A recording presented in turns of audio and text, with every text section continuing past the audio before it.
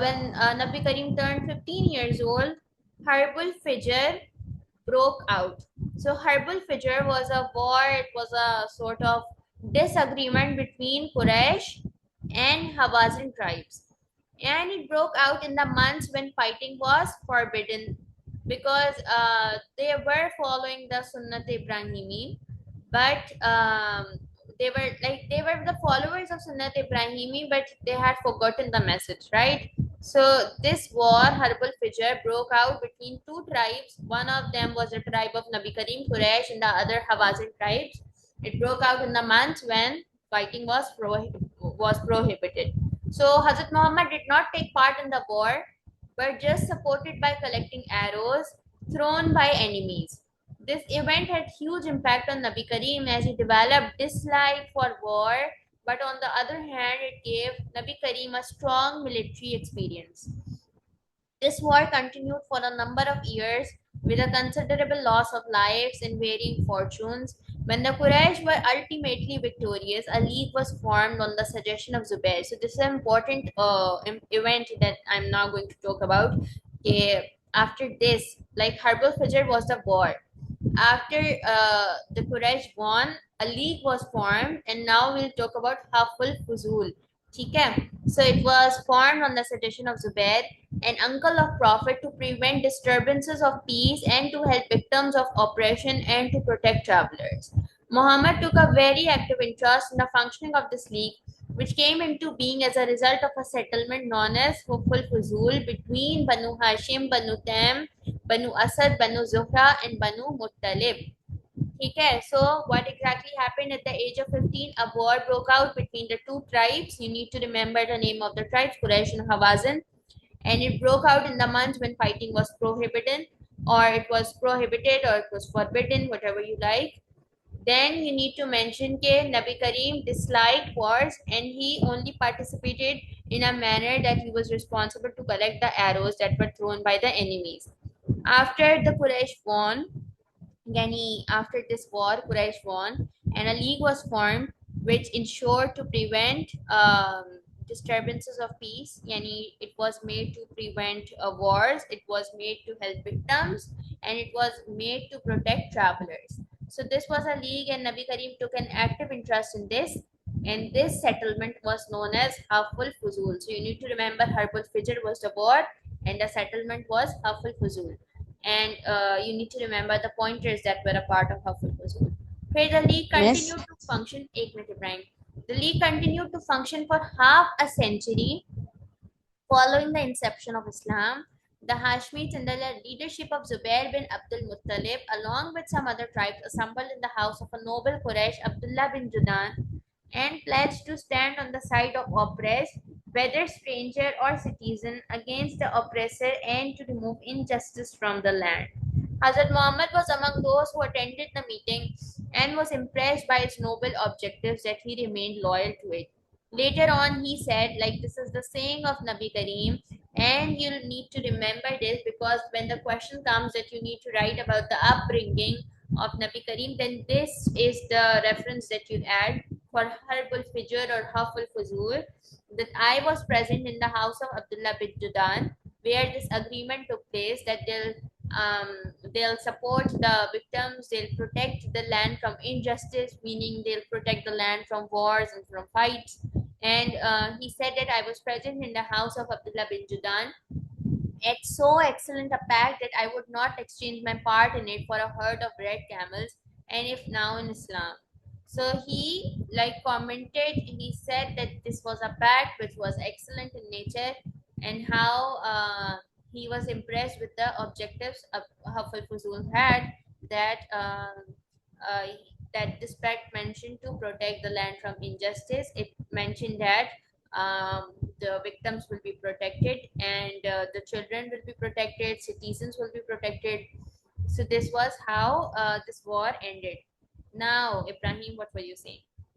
So now moving on to the titles of Nabi Kareem, that you see how Nabi Kareem is leading a life of peace. He's not involved in any of the killings. He's not involved in anything which promotes violence. So he proved by his living example that he was the most truthful and honest person of his age. Everyone was impressed by his honesty and truthfulness. He was a poor orphan who had started trading with his uncle Abu Talib, but in a very short time, owing to his honest and fair dealings with all people, he became well known and respected and was known as Al Sadiq, which means the truthful, and Al Amin, which means the faithful. So Al Amin was given this title was given to him because he was honest in his dealings, and every Makkan, rich or poor, called him by these names. People would entrust their valuables to him for safekeeping. Hazrat Saad, his business partner, stated. So this is an important reference. Okay, mention this reference whenever you write about the upbringing of Nabi Kareem, because this is a very good reference that was mentioned by his business partner. Yeah, I always found him very honest in his dealings. He never picked quarrels nor made any false statements. So look at the beauty of the character of Nabi Kareem, that he was never involved in any violence. He was never involved in quarrels. He never made false statements like we do. The Muslims of this day and age, we are not very honest. We are not truthful. We lie as per the situations. We become dishonest to people around us. So look at the beautiful character of Nabi Kareem, that whatever the situation would be, he never lied and he was never dishonest. So a small example of dishonesty, because sometimes we think that we are the most righteous people on this planet Earth, right? And we think, why is every wrong thing happening with us? Why is every injustice happening with us? While we never see that, how are we living our life? Are we living our life on honesty and truthfulness? We lie to our teachers, we lie to our parents, we lie to our siblings, we lie to our friends as per the need. We lie to people, right? We are dishonest in our dealings. Let's say कि teacher ने बोला कि काम करो, और आप कोई बहाना बनाते हैं, बच्चे बहाना बनाते हैं दैट हमारे किसी की डेथ हो गई, हम शादी में गए हुए थे, but the actual truth is that you were procrastinating, right? I'm not targeting anyone right now. This is something which I'm speaking from my own experience.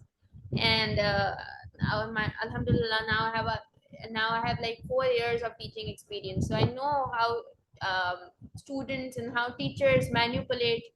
And this is very common. This is just not about any batch. This is common about all the students. That's so easy for us to make a, what do we say, to make an excuse for something which we were responsible and we did not fulfill our responsibility. So this means that we are dishonest and we are not truthful, right? So this is a quick reminder and a quick check of our personalities, that since you guys are so young, mashallah, and you have a whole life to live, so try to practice that whatever the situation is, how ill the situation is, and how against the situation is. Try to remain truthful in whatever manner, because it's easy for us to lie at one time, but eventually, as your life will progress, as the events will progress, it becomes so difficult to keep a track of what false thing have you mentioned in front of people. But truth does not change. एक दफा सच बोला है, हर दफा वही रहेगा. But अगर for example मैंने एक को ये बहाना बना दिया, एक से ये झूठ बोला, अब उस झूठ को कवर करने के लिए I have to speak so many lies. So it's good for us to stay truthful, because it was also the sunnah of Nabi Kareem.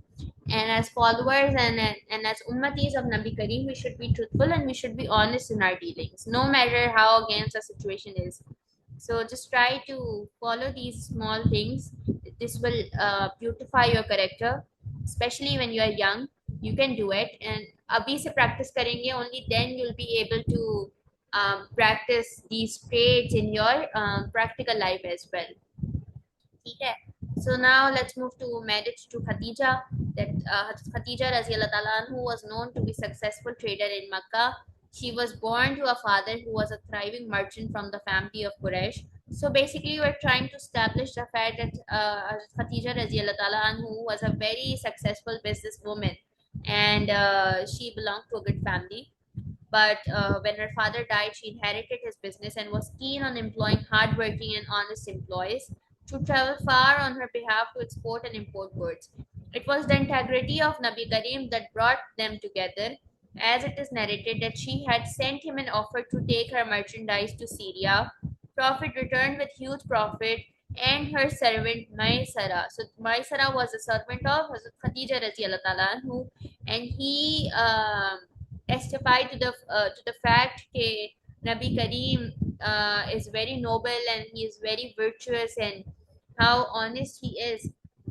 So this is what inspired Hazrat Khatija radiallahu ta'ala anhu, and after that she sent the proposal of marriage to Nabi Kareem.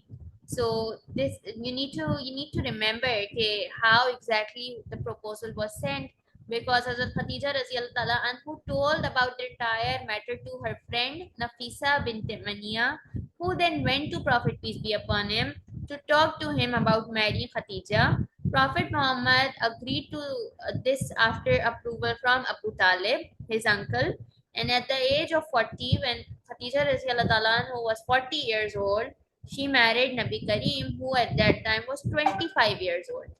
And together they had six children, two sons and four daughters. Both of their sons died in infancy, while four daughters they survived, and eventually they died. Only Hazrat Fatima was the longest enough. She lived long enough to see the death of Nabi Kareem. Rest all the daughters also died before Nabi Kareem. So Hazrat Khatija had an exceptional character. This is why she is known as Tahira, which means the pious one. So remember, because students do make this mistake that Khatija Raziallahu Ta'ala anhu sent the proposal to Nabi Kareem and then Nabi Kareem agreed to it after taking approval from Abu Talib. This did not happen. What exactly happened was that Maisara told that Nabi Kareem is very honest in his dealings and how pious he is. So after this, Hazrat Khatija Raziallahu Ta'ala anhu sent her friend. So you need to remember the name of friend as well. Nafisa brought the proposal to Nabi Kareem. It was not Hazrat Khatija Raziallahu Ta'ala anhu who directly went to Nabi Kareem and asked him to marry. Because beach mein there was a mediator, Nafisa binte Mania. And also remember these ages 40 and 25. Again, Hazrat Khadija was 40 years old and Nabi Kareem was 25 years old at the time of marriage. Then comes this important event of fixing of black stone. It was decided to rebuild Kaaba due to damage created by floods. The task to rebuild Kaaba was divided among leading families of Makkah, and the work was completed with harmony. But there was a conflict when time to place black stone came in its proper place. So there was a fear of bloodshed, but a proposal from a wise old man came that the first person to enter Kaaba the following morning will decide the issue. And this was like they agreed on this proposal because there was a fear of bloodshed. And then the first person next morning to enter was Nabi Kareem, who at that time was 35 years old. He asked the leaders to hold. So the since that old man advised that whoever the first person will enter, the following morning will decide on the matter. So Nabi Karim decided. He asked all the leaders to hold the corners of a sheet of cloth over which he had placed the black stone. He asked all the leaders to hold the corners of sheet, and then he by his own hands fixed the black stone. Okay, so this is how this situation of bloodshed was resolved by Nabi Karim, where everyone who wanted to place Blackstone got the chance by like they holded the corner of the sheet over which the Blackstone was placed, and eventually Nabi Karim placed the Blackstone. So this is how he resolved the matter, which could have brought bloodshed. Then now we are moving towards call to prophethood. With age and growing understanding of Hazrat Muhammad, he became more aware of the corrupt society around him. We're talking about the Jahiliyyah time, the age of ignorance around him, and it disturbed him greatly. He could not believe the polytheistic ideas of the pagans, which means the people of Makkah they had different gods now. Subhanallah, they used to follow idols and they had multiple idols. So Nabi Karim never worshipped idols, and he often thought of God of his forefathers Ibrahim and Ismail. He did not follow any particular method of worship because it was not specified. ठीक है, because he was not aware of any. It's a very realistic approach that he was not aware of any of the worships, but he realized that there is a force of truth beyond this world which must have power and control over the whole universe. A few years before the conferment of prophethood, he became more and more fond of solitude. He started retreating for days with a supply of dates, oatmeal, and water into a cave, which was Cave of Hira in a nearby mountain known as Hira. These spells of loneliness and meditation became more frequent as he approached the age of 40. So he was greatly disturbed with the age of ignorances and with the practices of Makkans, and he never indulged in all those corrupt practices. Rather, he would stay alone and spend time in meditation. So this used to happen in Cave of Hira, where he would take dates and oatmeals and water, and when the supply would end, he would come back to his home. So now that he is of age 40, one day towards the end of Ramadan, he was at the Mount of Hira, where Jibrail appeared before him and asked him to read. This was unexpected as he answered, I cannot read. Then he felt that he was being hugged and squeezed so hard that he thought that he would die of suffocation. He was then released, and the request to read was repeated. I cannot read, said Muhammad again. The angel again hugged him and asked him to read. Muhammad was afraid of being squeezed the third time, so he asked, what shall I read? Since Nabi Karim did not know how to read or write, this is why he was so confused and claimed again and again that I cannot read. But the angel Jibrail squeezed him so hard that he thought his ribs will break. This is why he was so scared. This is why he said, what shall I read? And then he recited the following verses. So these are the first five verses of Surah Alaq, which is Ikra Bismi Rabbika Allazi Khalaq. And you need to remember these verses, because when the question, this is a whole 10-mark question called to prophethood, where they ask you to write the event of how prophethood began. So you need to remember these verses. This is also the part of your passages of Quran. So the first is proclaim or read in the name of the Lord and cherisher who created. Number one, created man out of a mere clot of congested blood. Proclaim, and the Lord is most bountiful. He who taught the use of pen, taught man that which he knew not. ठीक है, so you need to remember these, because जितने references you'll add in your script, you'll get good marks. उसके बाद Hazrat Muhammad recited these verses after the angel, and the words were imprinted on his mind. This was the first revelation and the beginning of prophethood of Hazrat Muhammad. He was then 40 years old. Muhammad was greatly shaken by this experience, and he ran out of the cave. So when he ran out of this cave, because suddenly, if you see, he was a human, right? He had this emotion of fear. He was sitting in a cave. Achanak se he see an angel before him who was asking him to read, and then saying that you are the prophet of Allah. A normal man would get scared. Like, अगर अचानक से हम बैठे हुए हैं, हमारे सामने angel आ जाए, we'll get scared, because this is human nature. So this is confirming that Nabi Karim was also a human, and he also had all those emotions which we possess. So he ran out of the cave when angel disappeared, and suddenly he heard a voice, and when he raised his head in the sky, he saw the same angel in the form of a man who filled the whole horizon, which means he filled the whole sky, and said, O Muhammad, you are the messenger of Allah, and I am Jibreel. So this is again an important reference. Whichever way he looked, he saw the same vision and heard the same voice. He stood there until the angel disappeared. After that experience, he came home a bit shaken at his selection for this great and noble mission. He feared the thought of the huge and tremendous task of this mission, and he narrated the entire incident to his wife, Hazrat Khatija Raziallahu Ta'ala, who comforted him and assured him that no harm could come to a man of his nature, and that Allah Ta'ala would protect him from all the evils. After which she took him to her cousin Barka bin Nawfal, who was a scholarly person and had embraced Christianity. He heard the entire incident, and which happened in Mount of Hira. He confirmed that it was the angel Jibrail who had always brought revelations to previous messengers of God. and he also informed her that his enemies, that Nabi Karim's enemies, would turn the new prophet out of his city. So he predicted, Warqa bin Nawfal predicted that Nabi Karim would be driven out of Makkah. And this exactly happened after 13 years, of prophethood, that Nabi Karim had to leave Makkah. Okay, so this is what we have covered up till now. We have done the times of Jahiliyyah. We have studied about the ancestors and their descendants, and we have studied about Harbal Fijr, Haful Fuzul, call to prophethood, fixing of Blackstone, marriage to Khatija. So these are all the events. So basically, up till now, we have covered two 10-mark questions. One question is that you have to write about the incident of prophethood, how prophethood began, and the other question is write about how Nabi Karim was brought up. ठीक है, so these are two 10-mark questions. इतनी सारी detailing, इतने सारे references. So you have 5 days in between to cover whatever we have done so far. We have just covered 16 slides. You have to go to the 50. ठीक है, so this is a very vast chapter.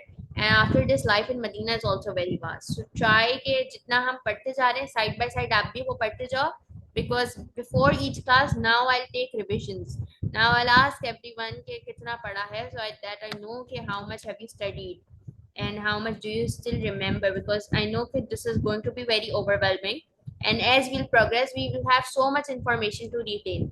ठीक है, so if you'll not remember whatever we have covered in class, बाद में बहुत मुश्किल हो जाएगा.